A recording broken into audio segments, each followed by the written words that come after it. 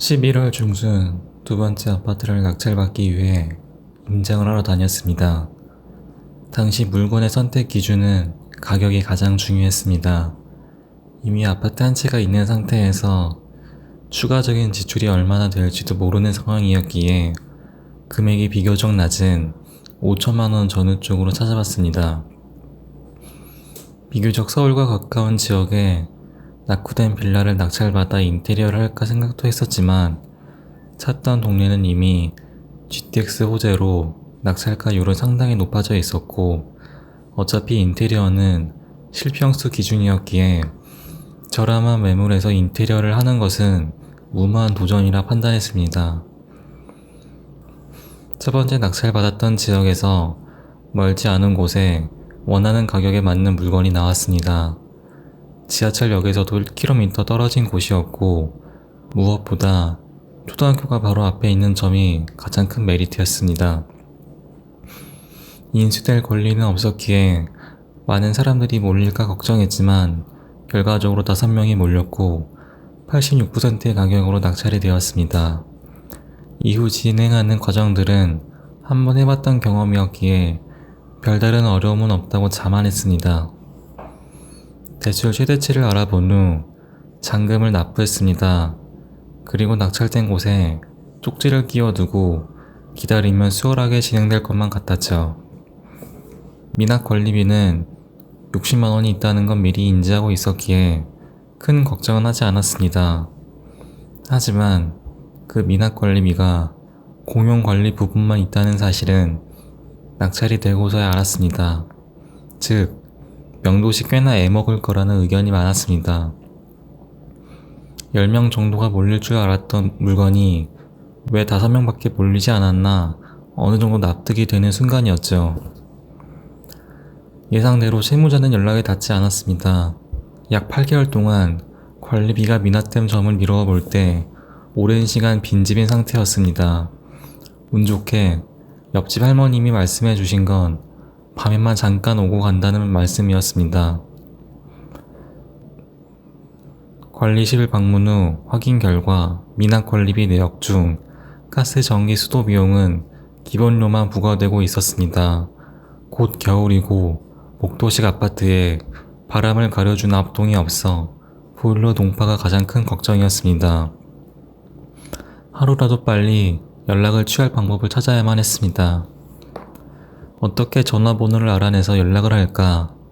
법원에 가서 답이 나온다기에 일단 갔습니다. 사건 열람표 작성 후 받아본 서류 뭉치들을 하나씩 살펴봤습니다. 경매지에서 봤던 등기부 등본, 감정평가서 내용들과 맨 뒷장에는 사건 입찰한 사람들의 입찰표가 가격 순으로 모아져 있었습니다. 차순위와의 가격 차이는 500만원이었습니다. 낙찰 받은 5,500만원에서 500만원 차이였으니 제가 꽤 높은 금액의 낙찰을 받았다는 사실도 알게 됐습니다. 괜히 차순위 가격을 보고 충격을 받은 채 정작 중요한 채무자 전화번호가 어디에 있는지 보이질 않습니다. 기본적으로 법원 문건에는 채무자 번호는 당연히 기입될 줄 알았지만 성함과 주소, 주민등록번호만 기재되어 있고 전화번호는 있지 않습니다. 다시 처음부터 꼼꼼히 봤습니다. 근저당이 잡힌 은행에서 대출 실행 서류 작성 종이를 찾았습니다. 숫자로 가득한 종이에는 다행히 채무자 전화번호가 있었습니다. 바로 전화를 하기 전 실제 채무자가 맞나 카카오톡에 저장을 하고 프로필을 보니 다행히 찾던 사람이었습니다. 전화번호를 찾았으니 수월하게 병도가 진행될 것만 같았습니다. 저녁 6시가 되어 전화를 했습니다.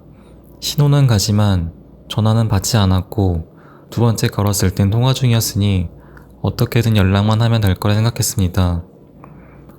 그 후 채무자와 연락을 하기 위해 약 한 달 동안 매일매일 카톡을 했습니다. 일이 지워지지 않는 걸 보니 카카오톡을 지웠다고 간주하여 주 1회 전화를 했지만 여전히 반응은 없었습니다. 10번 낙찰을 받으면 한두 번 강제 집행을 할까 말까라던데 이게 재수가 있는 건지 없는 건지 2번 만에 강제 집행을 하게 생겼습니다.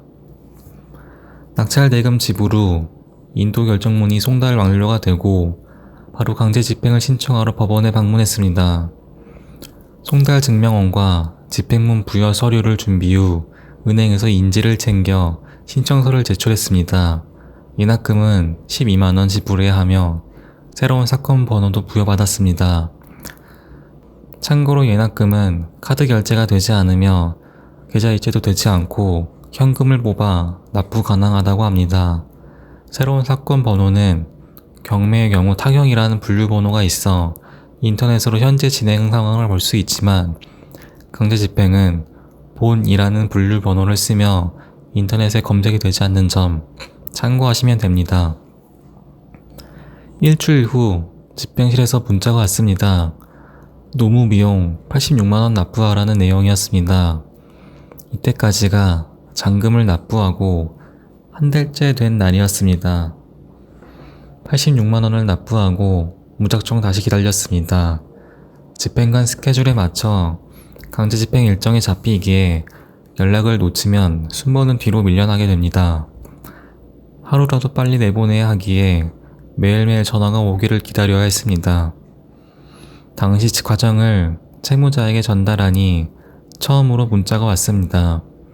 시간을 달라는 내용이었지만 여기서 내가 한 발을 빼버리면 끝까지 끌려나갈 것이 분명하여 이번에는 강하게 밀어붙이는 전략을 세웠습니다.